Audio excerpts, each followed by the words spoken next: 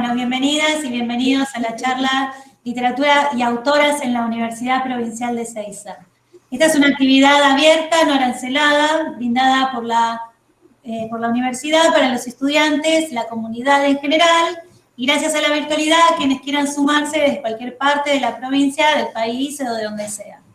Utilizamos este espacio para conversar, ¿sí?, en esta edición con las escritoras sobre su actividad creativa, profesional, sus obras, sus referentes, sus dudas, sus preguntas, cómo resolvieron sus obstáculos para seguir adelante, cómo se iniciaron en el ámbito de la literatura, cómo construyeron su camino, en fin. Aprovechamos para agradecer a las autoridades de la universidad, ¿sí?, por darnos este espacio, a las asistentes, a los asistentes y a Selva Almada, quien tenemos el gusto de escuchar hoy. ¿Sí? Selva Almada es una escritora oriunda de la provincia de Entre Ríos, donde estudió comunicación social y el profesorado de literatura. Actualmente es considerada una de las escritoras más importantes de Argentina y América Latina. Su primera novela, El viento que arrasa, fue elogiada por la crítica y llamada novela del año, sí, por la revista N. También su crónica de no ficción, Chicas Muertas, la ha consolidado como escritora feminista y esta novela fue finalista del premio Rodolfo Bosch. Ha sido traducida al francés, inglés, italiano, portugués y alemán, entre otros idiomas. En 2020 publicó su tercera novela, No es un río, con la que finalizó la denominada trilogía de varones, conformada por El viento que arrasa y Ladrilleros. ¿Sí? Esto es general cuando uno rastrea tu biografía, ¿sí?, en líneas generales. Yo no sé si vos te denominás feminista debido a la... Si participás en los movimientos o escribís otros artículos, ¿sí? Me entran estas dudas de la trilogía de varones, si vos estás de acuerdo con ese nombre, ¿sí? A veces uno encuentra información, pero, bueno, vienen como muchos interrogantes. Bueno, buenas tardes. Primero, muchas gracias por la invitación, Ana, y a la Universidad de Ezeiza. Bueno, ¿querés que empecemos por estas preguntas que te haces? Bueno. Sí, yo me considero feminista. No estoy en ninguna agrupación en particular, pero bueno, sí apoyo las causas y trato de activar desde mi lugar de escritora. Bueno, sobre todo cuando toda la movida por la legalización del aborto y demás, que estuvimos muchas escritoras ahí presentes. Pero bueno, sí me considero una persona feminista en mi vida diaria. No escribo otras cosas, la verdad es que lo único que escribí fue Chicas Muertas, digamos, en el sentido de abordar una temática que nos preocupa particularmente a las feministas, que es la violencia de género y los femicidios. Digo particularmente, en realidad creo que como sociedad nos preocupa, o nos debería preocupar por lo menos a todas y todos, ¿no? Pero bueno, después esas denominaciones también a veces las pone el periodismo, las ponen las editoriales. Digo, estoy de acuerdo, de hecho soy feminista, pero bueno, también son... no es que yo digo soy feminista, sino que, bueno, aparece así en las presentaciones que a veces hace el periodismo. Yo me considero, en realidad no estaba segura de ser, no sabía muy bien qué había que hacer para ser feminista hace unos años, y ahora por suerte está como mucho más, bueno, creo que muchas mujeres nos autodenominamos feministas y abrazamos el feminismo, pero bueno, hace unos años atrás, hace una década atrás, todavía era como raro, ¿no? Decir soy feminista, sobre todo si no pertenecías a alguna agrupación en particular.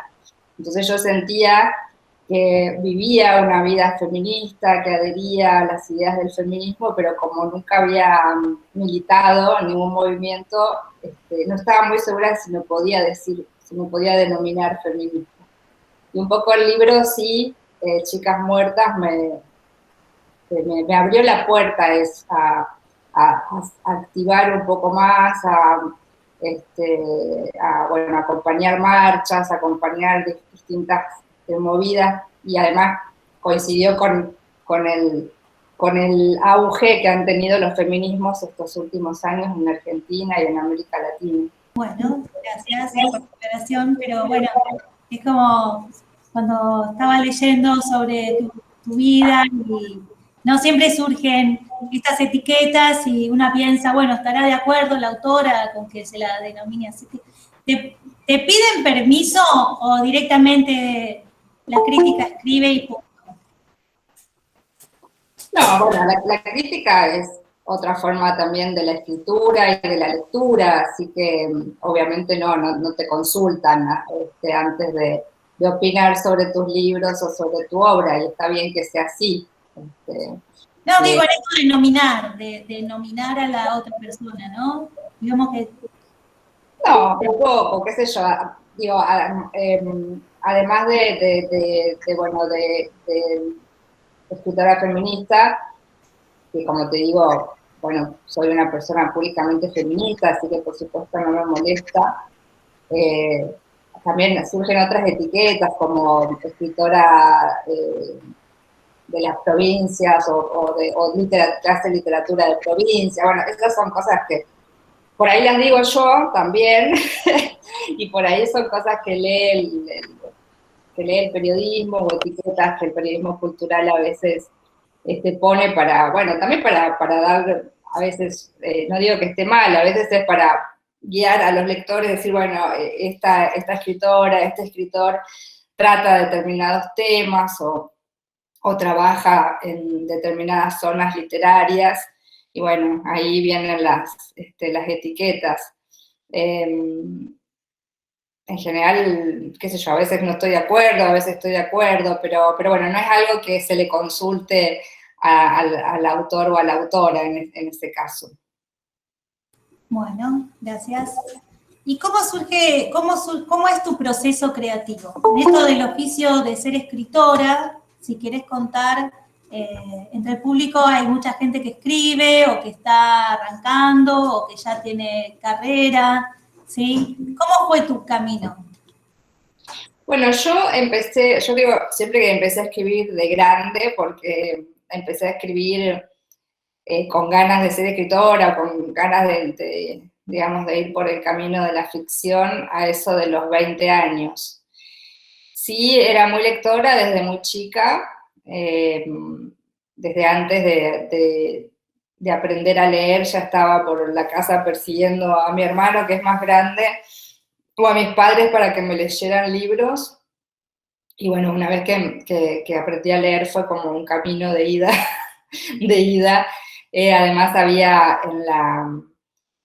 bueno, en la escuela donde yo hice la primaria, había una biblioteca bastante nutrida, bastante variada de literatura infantil y juvenil, que en esa época, bueno, las que somos mayores o que tenemos alrededor de 40 o más, seguro se recordarán esas colecciones que se llamaban, estaba la colección Robin Hood y estaba la colección Villiquen, que eran medio, o eras de la Robin Hood o eras de la Villiquen, ¿no? Casi como si fuera de un cuadro de fútbol. Y bueno, en la escuela estaban todos esos libros, y tenía otras amigas de la infancia que también les gustaba mucho leer, así que era un punto de reunión esa pequeña biblioteca, y también nos dejaban llevar libros a nuestras casas, así que iban y venían los libros. Y así que era muy lectora, y sí quería ser periodista, no se me había ocurrido ser escritora. Quería ser periodista, y cuando terminé el secundario, bueno, yo crecí en un pueblo que se llama Villa Elisa, muy pequeño, de la provincia de Entre Ríos, y cuando terminé el secundario me fui a vivir a Paraná, que es la capital de la provincia, a estudiar comunicación social. Y ahí, estudiando comunicación social, teníamos un taller que era un taller de escritura, y que era un poco más lúdico, digo, teníamos el taller de escritura periodística y teníamos otro que era más, más variado, más para ejercitar, para aflojar la muñeca, bueno. Y ahí empecé a escribir ficción medio accidentalmente, llevada por esas consignas de escritura que nos pasaba la profesora. Y bueno, y me entusiasmó mucho más la escritura de ficción que el periodismo. Y ahí en Paraná también estaba, bueno, el profesorado de literatura, así que durante un año hice las dos cosas porque también me daba, no sé qué, dejar comunicación, bueno, esta cosa de defraudar a mi mamá, que con mucho esfuerzo me pagaba la facultad. Y así que hice las dos, durante un año hice las dos carreras. Y hasta que en un momento dije, bueno, ya no me interesa más la comunicación social, no quiero sostener más esto, así que bueno, después lo hablé con mi mamá que me dio su bendición para que estudiara literatura.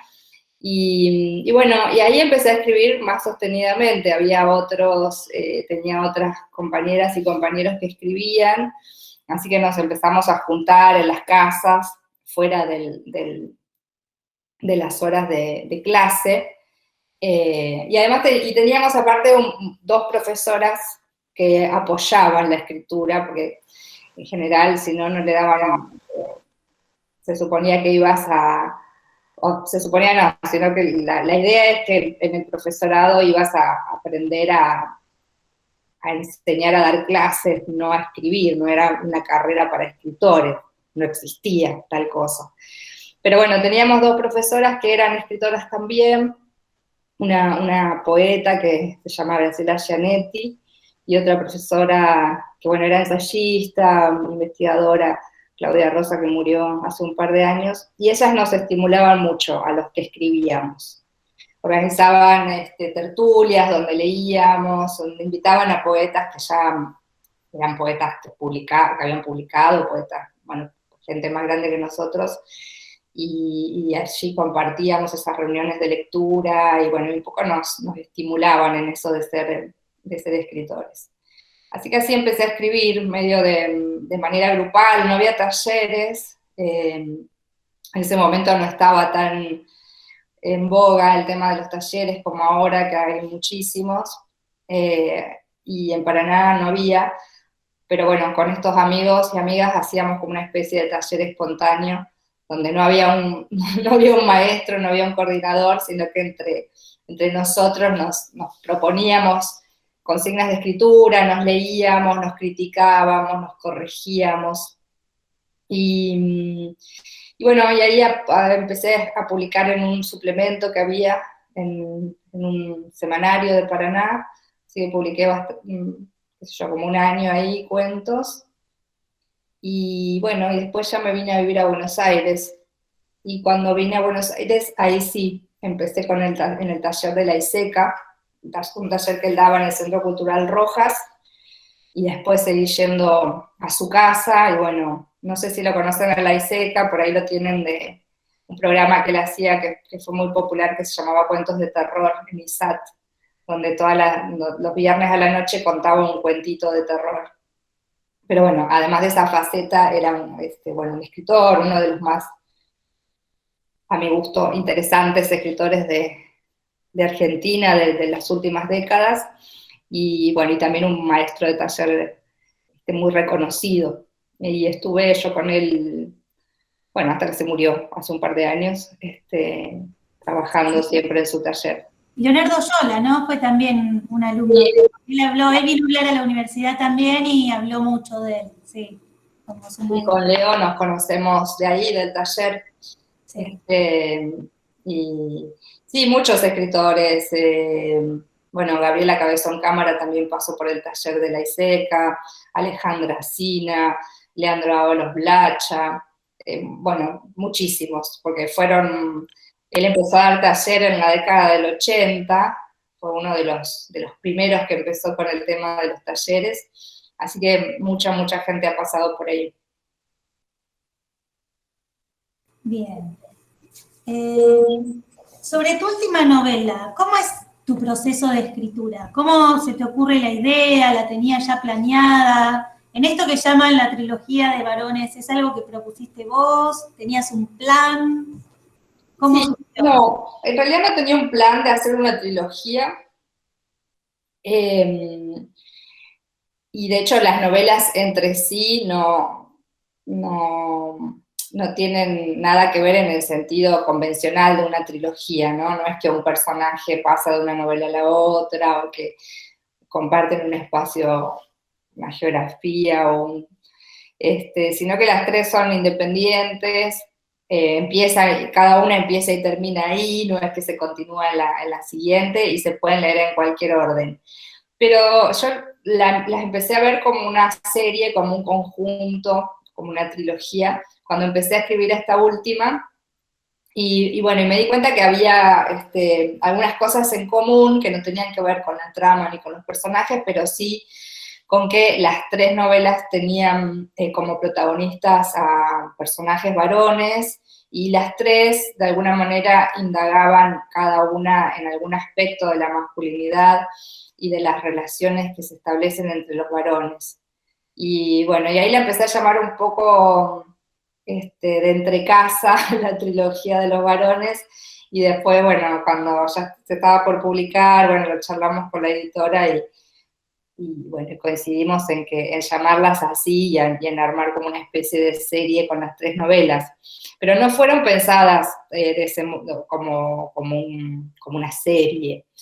De hecho, yo escribí la primera, que es El viento que arrasa, que también es la primera que se publicó, y esa novela iba a ser un cuento. O sea, yo empecé a escribir un cuento y después ese cuento empezó a expandirse, a extenderse, empezaron a aparecer como otras puntas, otras facetas de los personajes, y derivó en una novela, pero no era mi idea inicial escribir una novela. Después con Ladrilleros sí, ya tenía más claro que iba a ser, bueno, que ya era un relato, una historia que necesitaba un mayor desarrollo, mayor extensión, y sí ya la pensé como, bueno, esto va a ser una novela. Muchas veces los disparadores son anécdotas. En el caso de Ladrilleros y de No es un río, el disparador fueron dos anécdotas que me contaron en distintos momentos y lugares, distintas personas. Una es, en Ladrilleros, la anécdota es la escena inicial, que están dos jóvenes moribundos después de haber tenido una pelea a cuchillo en un parque de diversiones. Bueno, eso había ocurrido en un pueblo de Chaco, y me habían contado esa historia varias veces, y me había parecido siempre muy atractiva para escribir algo. La historia, digamos, la historia real era eso, dos familias de ladrilleros que son vecinas, que están enfrentadas, que siempre tienen estos problemas que a veces tienen los vecinos, sobre todo, bueno, que es bastante común verlos en los pueblos de provincia, ¿no? Que se enfrentan a muerte para toda la vida, y ese rencor va pasando de generación en generación, y que un día se encuentran en este parque, y bueno, empiezan a discutir y qué sé yo, palabra va, palabra viene, pelean, y estaban armados, entonces se arma como esta medio batalla campal, y terminan varios heridos y algunos muertos. Bueno, yo lo recorté un poco más y solo me interesaba quedarme con dos personajes que tuviesen un duelo más mano a mano, y no como había sucedido, que había sido medio una montonera entre varias personas. Y bueno, y después me puse a pensar, bueno, ¿cuál podría haber sido el motivo de esa pelea? Porque yo, la verdad es que no, de la historia real tampoco lo sabía, tampoco sabía cuál había sido la motivación. Y bueno, y para la novela se me ocurrió que podía ser a la historia bastante clásica y bastante visitada de una pelea entre varones por una mujer, que en este caso fuese una pelea de varones por un varón. Y que eso, bueno, y ver qué disparaba en un ambiente como el de la novela, en una clase muy popular, medio marginal, en un pueblo de provincia, que un varón se enamorase de otro varón, cómo podía ser recibido eso por la familia, por el grupo de amigos, y bueno, y es todo lo que más o menos se va desarrollando en la novela. Y en el caso de No es un río, también la historia, la anécdota que me contaron es la escena con la que arranca la novela, que es estos hombres pescando una raya gigante en el río Paraná. Me llamó la atención, yo había escuchado que se podían, digamos, que existían animales de ese tamaño gigantesco en el río, pero nunca alguien que lo hubiera pescado o que le hubiese ocurrido esto, me lo había contado de primera mano, y pasó en un asado, contaron esa historia, una de las personas que estaba ahí, y bueno, yo me acuerdo que le pregunté cómo se pescaba, y bueno, y él me contó que llevaba muchas horas y demás, porque bueno, como la raya es como que se pega en el fondo y hay que, bueno, cuesta mucho arrancarla del río, sacarla, etcétera, y que después, cuando finalmente la traían a la superficie, le pegaban un balazo, y eso me impresionó mucho, porque, bueno, no sé, me pareció una historia muy violenta en un punto, y muy atractiva para que sea el comienzo de un relato. Después no sabía muy bien qué iba a pasar, nunca sé muy bien qué va, nunca sé, no muy bien, sino a veces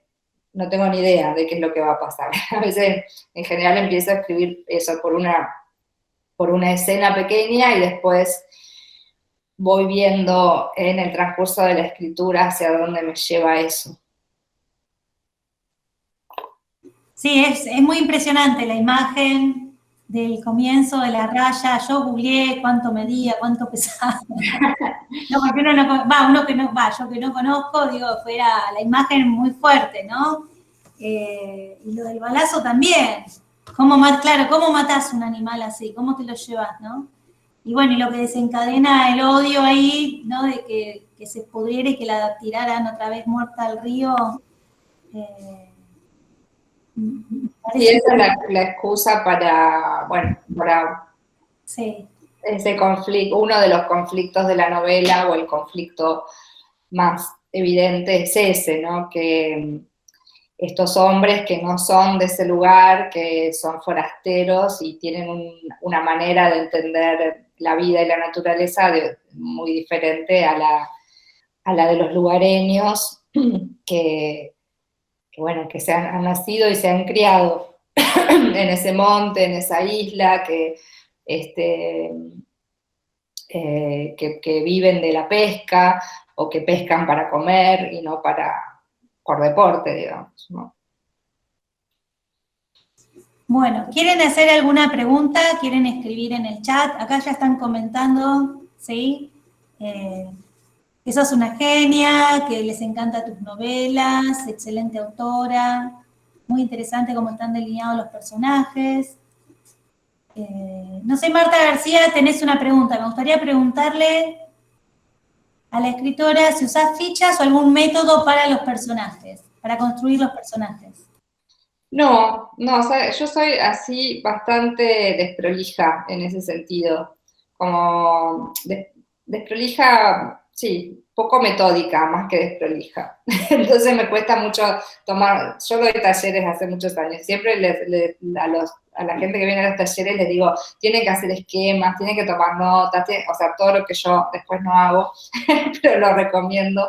Entonces, no, sí pienso mucho en los personajes, o sea, los tengo muy presentes antes cuando empiezo, cuando empiezo a pensar en la historia o empiezo a escribir la historia, los pienso mucho antes de, pruebo cosas como, bueno, diálogos, saber cómo hablarían, cómo sería la voz de ese personaje, qué diría, qué haría. Pero no llevo algo así como detallado o más, algo que por ejemplo, yo escribí un guión bueno, con un amigo que es director de cine, y que es bastante usual en el cine, y que ahí lo hacíamos, que es como hacer la biografía del personaje, ¿no? Eso no lo hago cuando escribo yo novelas, pero sí pienso mucho sí, en cómo actuaría ese personaje frente a determinada situación, qué diría, qué haría, las cosas que le gustan, las cosas que lo enojan, pero no lo llevo, lo tengo en la cabeza, no lo llevo apuntado en ninguna parte. Y el material lingüístico, el lenguaje, las formas de hablar, las palabras, ¿eso lo sacás de algún lado o lo vas pensando? O ¿cómo construís la voz de cada uno de ellos? Sí, bueno, eso es como el trabajo más intenso para mí al principio, cuando empiezo a bocetar una novela, un relato también, para los relatos lo mismo, es cómo se va a contar eso, ¿no? ¿Cuál va a ser la voz, no solo de los personajes, sino la voz de ese relato, de esa historia, de esa narración? Y es lo que más corrijo, lo que más empiezo y borro, hasta que aparece.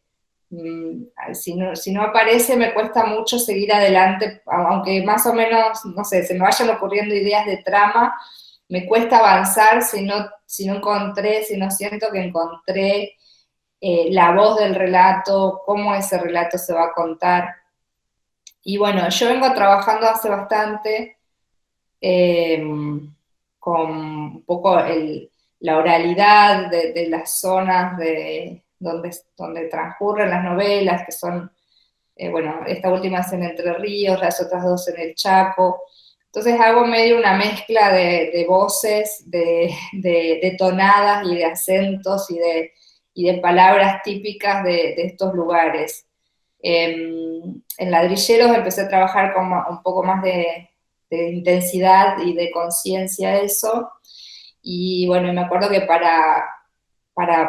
eh, para construir ese lenguaje pensaba o evocaba cómo hablábamos en Entre Ríos cuando yo era chica, eh, cómo hablaban en el Chaco, en los lugares que yo conocía del Chaco, no sé, en los 90 y en los 2000, y algo de la jerga del conurbano bonaerense de los 90. Fue como una mezcolanza así de todas esas jergas, y bueno, y de ahí salió el lenguaje para esa novela y para esos personajes.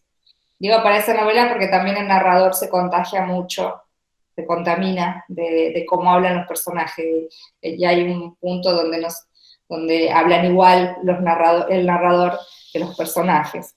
Y en esta otra, No es un río, bueno, ahí ya eh, quería hacer un trabajo o sea, seguir trabajando con la oralidad, pero llevarlo mucho más hacia lo lírico, hacia lo poético.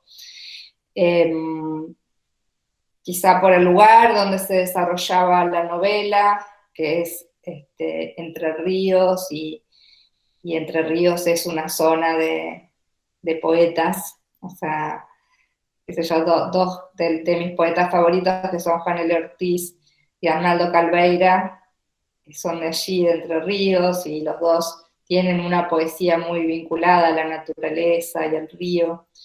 Y bueno, quería jugar un poco con eso en esta novela, explorar, digamos, un poco, bueno, cómo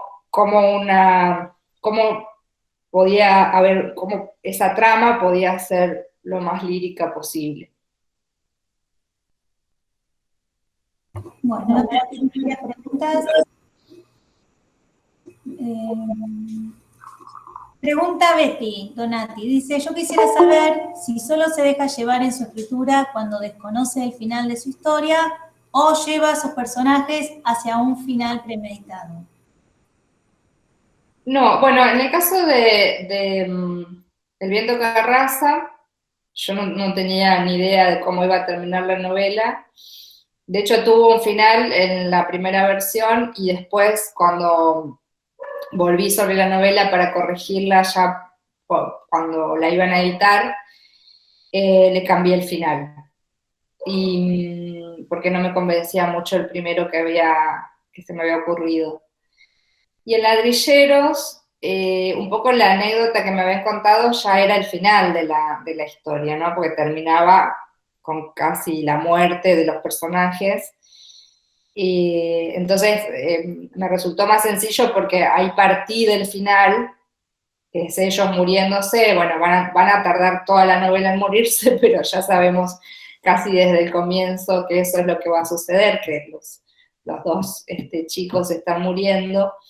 Entonces, bueno, ahí fue trabajar la trama para ver cómo era que habían llegado hasta allí, ¿no? Cómo era que estaban agonizando, heridos de muerte, qué había pasado antes para llegar a ese final.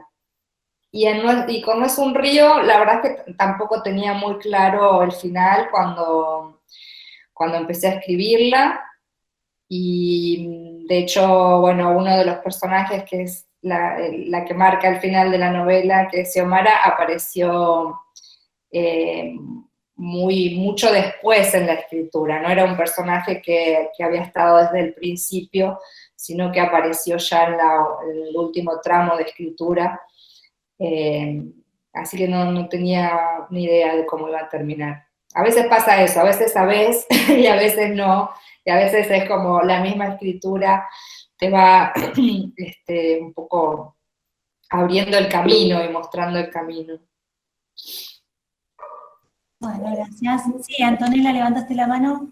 Hola, ¿cómo están? Hola, Selva. Bueno, primero que estoy feliz de que esté contestando todo, de que esté acá. Y bueno, yo quería saber, lo pregunté en el chat, pero bueno, lo repito, ¿cómo te manejas con la autoexigencia o por ahí con el éxito, ¿no? Con saber que tenés, bueno, un montón de horas, pero que siempre por ahí la última, si sentís que tiene que ser mejor que la anterior, si a veces eso en algún momento te inhibió, o si solo al escribir, solo sentís y escribís. Y después, bueno, otra pregunta de si vos crees que escribir se trata más, o sea, ¿de qué se trata más, no? Si de razón o de técnica, si es más el corazón que vos le ponés, el sentimiento, la garra, o si es más por ahí lo correcto, eso. Sí. Bueno, lo de repente ser una escritora que tiene un público más amplio, que cuando empecé a cuando empecé a publicar mis primeros libros, obviamente, aunque quieras que no y quieras pensar que bueno, que no importa, que vos solamente estás escribiendo y que no sabes si alguien lo va a leer y qué sé yo, bueno, obviamente te genera un poco de ansiedad. Yo trato de no pensar mucho en eso mientras estoy escribiendo. Y también trato digo, también tengo como la idea de que también una puede escribir libros malos, ¿no? Que también puedes escribir un libro que no le guste a nadie, que no tienen por qué ser todos los libros buenos. Entonces eso me tranquiliza bastante. Igual obviamente en el fondo siempre espero que el libro que escribí, que se publica, le guste a mucha gente y reciba buenas críticas y tal, pero un poco también digo, bueno, qué sé yo, no tiene por qué gustarle siempre a los lectores todo lo que yo escriba. A veces de hecho, debe haber libros que les gustan más, otros les gustan menos. Lo que sí trato es de que lo que estoy escribiendo me guste a mí y que cumpla con mis expectativas personales como de escritora, de estar yo sola con la página y con el texto. Digamos, no publicaría algo que a mí después, que a mí me genere un poco de inseguridad en el sentido de, bueno, esto no lo trabajé tanto, lo hice más o menos así a los ponchazos, no estoy muy convencida de este texto. En ese caso, no lo publicaría. Pero después, bueno, si después, qué sé yo, la recepción es mejor o peor, también es verdad que ya, digo, no depende de mí. O sea, yo hice mi trabajo y después, bueno, a la gente le gustará o no le gustará. De hecho, es como, yo siempre digo, un poco parafraseando esa frase de la Biblia, ¿no? De que los caminos del Señor son insondables. Yo digo, el camino de un libro también siempre es insondable, siempre es un misterio. No hay ninguna receta para que un libro le vaya bien, para que un libro le vaya bien. Digamos, hay montones de libros buenísimos que digo, no sé, que por ejemplo en vida del autor o de la autora pasaron sin pena y sin gloria, nadie les dio pelota y después de repente alguien los descubre, un crítico, alguien de la academia o del periodismo, de lo que fuera, u otro escritor o escritora descubre a ese autor y explota, ¿no? La obra. Entonces, bueno, qué sé yo, hay libros que a veces se escriben y no es el tiempo ideal para ser leídos, y son incomprendidos y pasan desapercibidos, y bueno, y así como también hay muchos libros que a mí no me interesan y que tienen mucho éxito. Entonces, es como que, bueno, no sabes muy bien, no hay una receta. Yo creo que lo mejor que podemos hacer quienes escribimos es hacer lo mejor posible para nosotros, digamos, para lo mejor posible de acuerdo a nuestros deseos y a nuestras expectativas sobre ese libro, sobre esa escritura. Después, bueno, lo que pasa en el orden de se vende, no se vende, se critica bien, se critica mal, ya es como que no tenemos una intervención en eso. Y después lo que me preguntabas de la técnica, yo no creo en la técnica, no me interesa mucho, no me interesa la técnica, no me interesa, me interesa el trabajo sobre la escritura, sí, o sea, me parece que ningún texto que no se trabaje, o sea, no es que ningún texto que no se trabaje pueda llegar lejos, porque como te dije recién, hay libros que tienen mucho éxito que a mí no me interesan y me parecen bien escritos.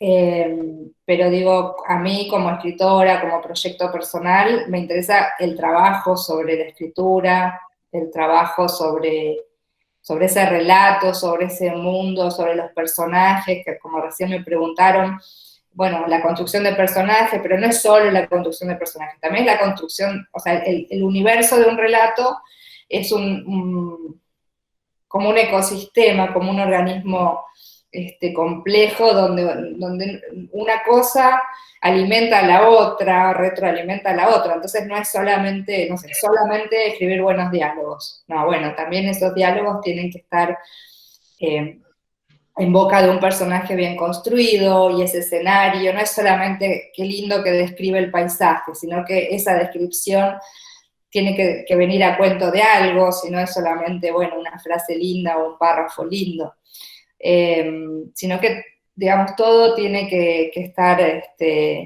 entramado, todos los elementos de un relato tienen que estar también entramados entre sí y ser solidarios entre sí para que un texto funcione, o funcione por lo menos para mí como escritora. Y por supuesto no es solamente el arrebato místico de la escritura. O sea, creo que es muy importante tener esos momentos así luminosos, de inspiración, llamémosle, pero con la inspiración sola no se va mucho a ninguna parte. Después eso hay que sentarse y trabajarlo y releerlo y corregirlo y pensarlo un poco. Bueno, muchas gracias. Además de escribir excelentemente, da muy buenas respuestas también. Bueno, gracias. Bien, Norma Ojeda, levantaste la mano. Sí, quiero preguntarte, Selva, respecto de los tiempos en que vos haces un relato, porque como dijiste recién, hay cosas que se van entramando. Entonces, alguna vez que intenté escribir algo, terminé dándome cuenta que era todo tan desastroso, porque me conflictuaba con esto de los tiempos.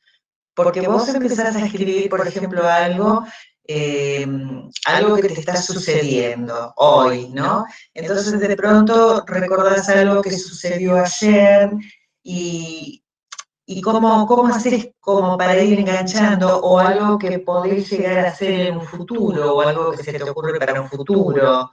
Depende de lo que, bueno, de lo que se esté escribiendo, ¿no? Entonces, esto de ir, vos hablaste de un entramado, ¿no?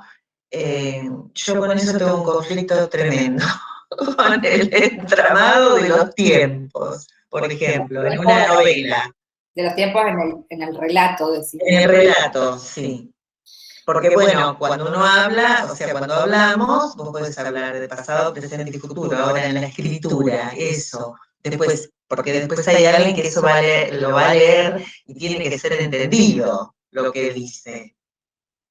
Sí, yo trabajo de una forma bastante no lineal, digamos, en los relatos. En las 3 novelas, por ahí en el viento que arrasa un poco menos, hay menos flashback y está más concentrada en el presente la novela. Es una narración, una historia que empieza en un día y termina al día siguiente, y hay algunos flashbacks, pero flashback sería esto, ¿no? Como los recuerdos que ingresan, pero hay poco de eso. Y en cambio Ladrilleros está toda construida, o sea, toda la estructura está hecha en función de un presente y de un pasado que se van interrumpiendo todo el tiempo, ¿no? Como el presente de la novela son esos chicos que están agonizando después de haber tenido el duelo a cuchillo, y permanentemente ingresan los flashbacks o los recuerdos de, bueno, cuando eran chicos, cuando se conocieron, cuando pasó esto, cuando pasó lo otro, cuando murió el padre de uno, cuando lo abandonó el padre al otro. Y bueno, y eso en realidad yo no es que lo escribí exactamente así.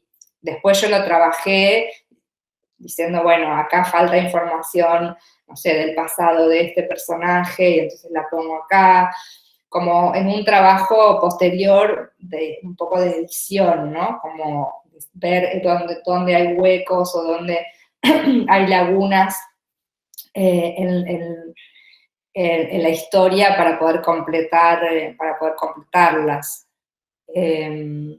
Y después en esta novela, No es un río, también se trabajó mucho con los flashbacks y con las escenas muy fragmentadas.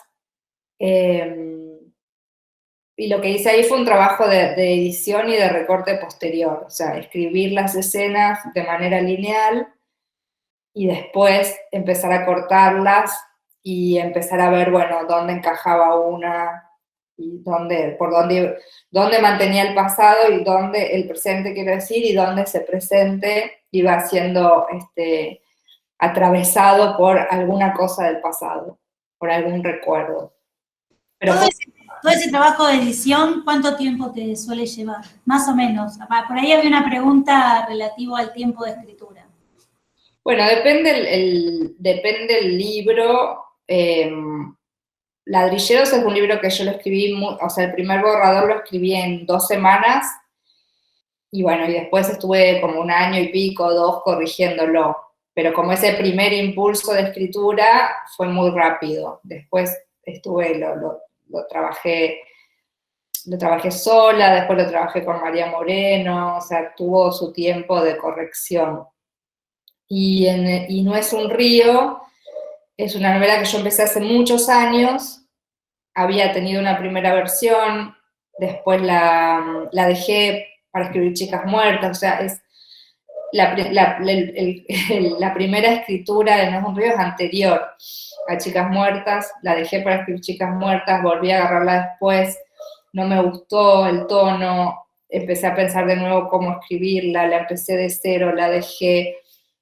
o sea, la abandoné muchas veces durante muchos años y recién empecé, bueno, dije, bueno, la voy a escribir, la quiero terminar en el 2019 y ahí ya hice un trabajo más sostenido de escritura y de ver para dónde iba la trama y bueno, y todas esas cosas. Y ahí sí estuve trabajando, sobre todo el verano esos 3 meses de verano, trabajé más intensamente en la novela. Pero bueno, la venía pensando mucho, o sea, fueron muchos años quizá de pensar más en la novela que de escribir.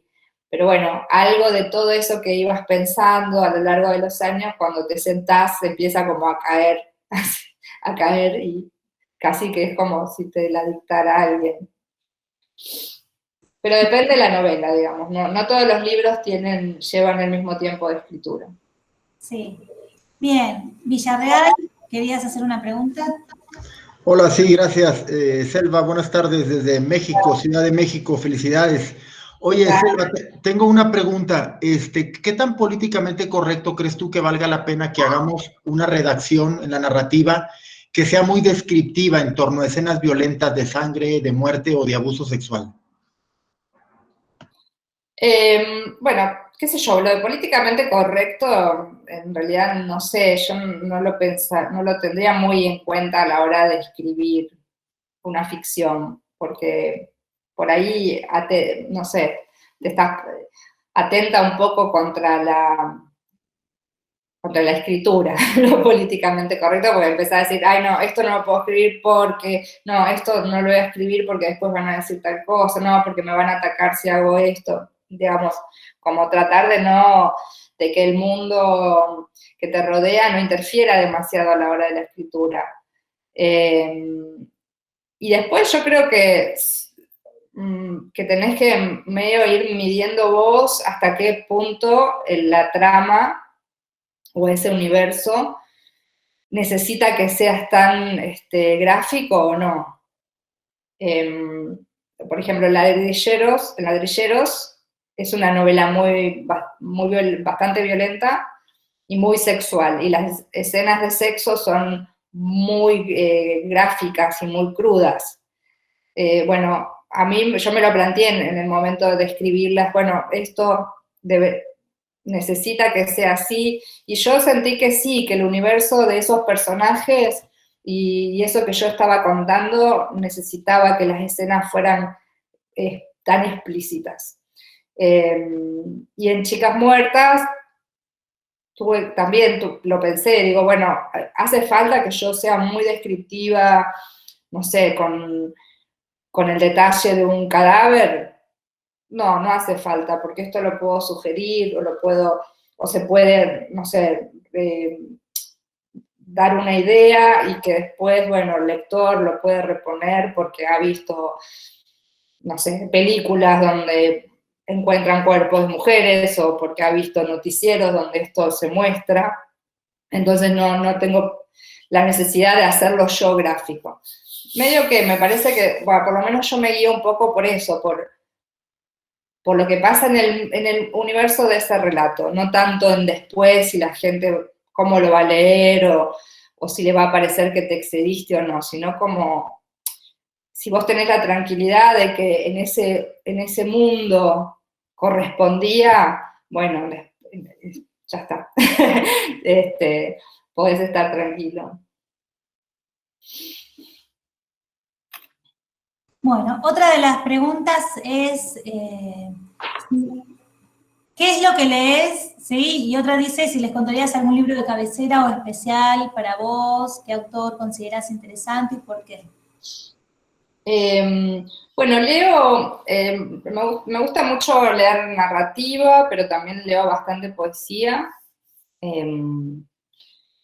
No es que siempre leí poesía, soy una lectora un poco más reciente de poesía desde hace algunos años, y me gusta mucho, y hay poetas, o sea, conozco más de poesía argentina que de otros países, pero hay, bueno, poetas como los que ya nombré, Juan L. y Calveira, que me gustan mucho. Después hay una poeta santafesina que que también la admiro muchísimo, se llama Estela Figueroa.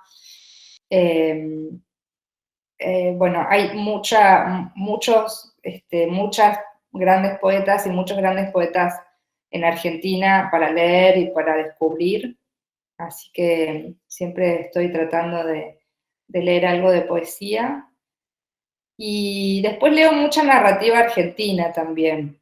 Yo no leo en otras lenguas, entonces a veces con las traducciones me pasa que siento que me estoy perdiendo de algo, ¿no? Como pero ahora hay, sobre todo me pasa eso, o no me siento muy a gusto con las traducciones que se hacen en España, sobre todo, porque las de México son bastante accesibles, me parece, como más, o bueno, tienen más que ver por ahí con la lengua latinoamericana, pero las traducciones de anagrama o de, bueno, así, las muy españolas no me gustan, no me siento a gusto con los textos, así que por eso en general trato de leer en nuestra lengua, o latinoamericanos, o argentinos, argentinas, y además tengo una librería desde hace unos meses que también está como focalizada en la literatura argentina y en la literatura que se publica en las provincias, así que ahora estoy leyendo bastante de eso.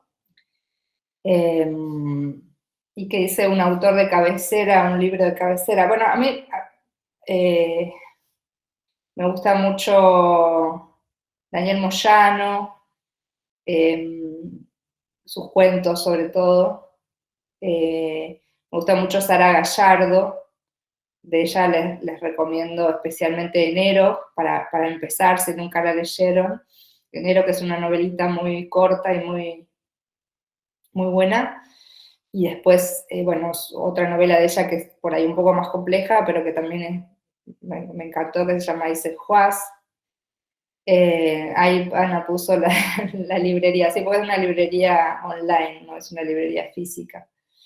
Bueno, de estas autoras y autores que también leí a partir de la librería, una novela que recomiendo mucho es Mi hogar de niebla, que es de una escritora, poeta entrerriana, pero esta es una novela, es su única novela, y es una poeta que murió de tuberculosis a los 28 años, creo, o sea, murió muy joven, y escribió esta novela que es buenísima, y que cuenta, es una novela basada en lo autobiográfico, y que cuenta, bueno, su estadía en un sanatorio para tuberculosos en Córdoba, en la década del 30, más o menos.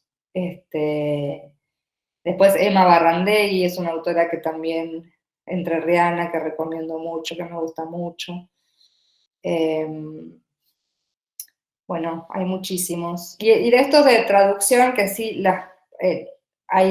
ahora hay algunas editoriales argentinas que están traduciendo acá en Argentina, y que esas sí las recomiendo mucho porque son traducciones en general hechas por escritores también, y que bueno, nada, donde podés reconocer el sonido de la lengua de otra manera. Y hay un autor que leí de estas, que publicó una de estas editoriales, que la editorial se llama Chai, y publicó 2 libros de él, que es un autor galés contemporáneo, que se llama Sinan Jones, y tiene 2 libros que son fabulosos, Tiempo sin lluvia y La tejonera. Eso es de lo último que leí extranjero, que me encantó. Bueno, ahí ya tienen varias recomendaciones, ya tienen bastante para leer, ¿sí? Bien, había una pregunta que es, ¿cuándo y cómo encontraste tu forma actual de escribir novelas?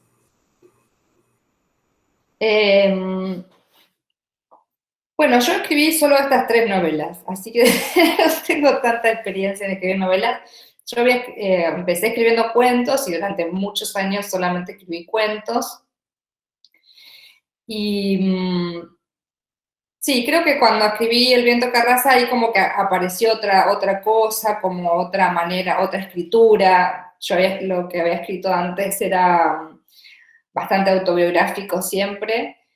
Y bueno, y es como que un libro, escribís un libro, aprendés cosas, o explorás o investigás algunas cosas ahí en función de la escritura siempre. Y al próximo libro ya pensás, bueno, esto, por ejemplo, esto de el narrador que aparece muy contaminado por el lenguaje de los personajes. Algo así había aparecido ya como muy, muy tímidamente en El viento que arrasa. Entonces yo me di cuenta de eso, me di cuenta que había sobre todo una escena donde parecía que el narrador no era el narrador sino el personaje, y me gustó como esa idea de pegarlos al punto de que no solo de que el narrador se ubicara en la subjetiva de un personaje para contar, sino que además el narrador empezara a hablar, entre comillas, como el personaje. Bueno, eso había aparecido como una pequeña muestra ahí, medio sin querer, muy accidentalmente apareció, y bueno, y me di cuenta y dije, bueno, en el próximo, la próxima cosa que escriba voy a tratar de trabajar en función de eso, como más a fondo eso, a ver qué pasa, a ver qué aparece. Y bueno, así salió la escritura de Ladrilleros. Y en esta otra, quizá por el paisaje, quizá porque desde el primer momento aparecía como este tema con los muertos y con la muerte, que no es un río, pensé que tenía que ser una novela más cercana a la poesía, más poética, incluso desde la disposición de las frases en la hoja, en la página, y bueno, y trabajé ahí como concentrándome un poco en eso.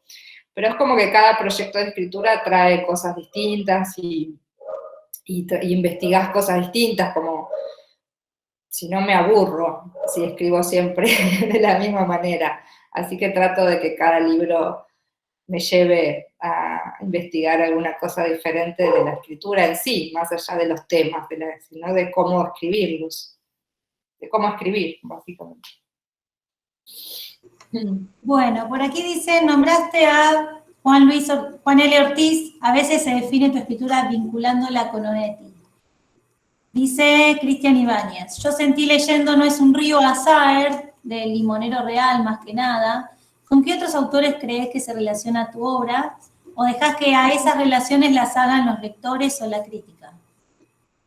Sí, me parece bien que, o sea, digo que lo del Limonero Real, que me lo dijeron también, y bueno, yo no sé porque no la leía la novela, pero bueno, sí, a veces aparecen esas vinculaciones también por la zona geográfica donde transcurre, entonces bueno, esa zona es muy Saer, entonces también aparece la referencia a Saer, aunque yo no soy una lectora de Saer,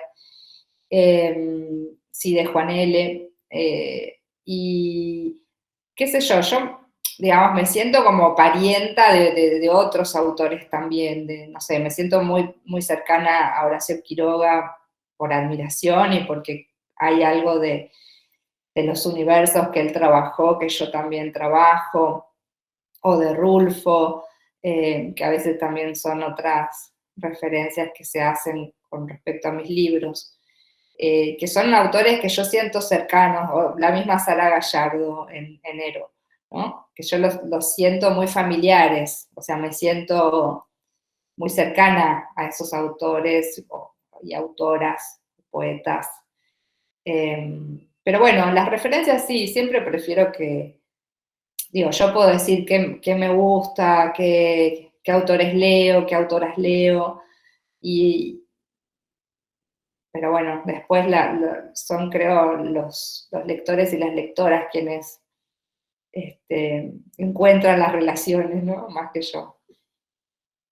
Bueno, muchas gracias. Selva, acá pegué, hoy a las 19 horas estás Dice, parece que hablara yo, pero no. Lo que puse en el Instagram de Selva, porque dice, me doy el gusto de hacer un vivo, ¿sí? Sí, hoy voy a estar, bueno, en la librería tenemos un Instagram y una vez por mes hacemos un vivo con alguna autora o traductora. Bueno, la última vez fue con una traductora y una autora holandesa. Y hoy vamos a hacerlo con Diana Belfiore, que es una escritora santafesina, que publicó hace muy poco este libro que se llama Lo más simple es desnudarse, que son una serie de aguafuertes que ya publicaba en el diario Rosario 12. Y bueno, vamos a charlar más o menos de esto que estuvimos charlando hoy, pero yo voy a hacer de Ana y la voy a entrevistar a ella. Yo voy a hacer las preguntas. Así que si quieren seguirla y bueno, conocer a esta autora, si no la conocen, que es una autora también, bueno, feminista, activista, que tiene, además de este libro del que vamos a hablar hoy, un libro que se llama Código Rosa, donde ella escribe a partir de testimonios de mujeres que abortaron con misoprostol. Bueno, es un libro del 2014, o sea, mucho antes de la ley y demás, y bueno, y Diana es una escritora muy sensible, muy comprometida, muy, que vale la pena conocer, así que si quieren, después se pasan a las 7 en el Instagram, que es @salvajefederal, y ahí la van a conocer. Bueno, muchas gracias, Selva, por tu presencia en la Universidad Provincial de Ezeiza. Muchas gracias a todos, a todas las asistentes, ¿sí? Y bueno, cuando más tarde vamos a subir esta charla a la página de la universidad en YouTube, ¿sí? Después igual te vamos a pasar el link. Dale, así la discusión. Bueno, muchísimas gracias por la invitación, por las preguntas, por la escucha. Gracias, Ana, y un abrazo a todas y todos. Gracias. Bueno, hasta la próxima. Chao, gracias.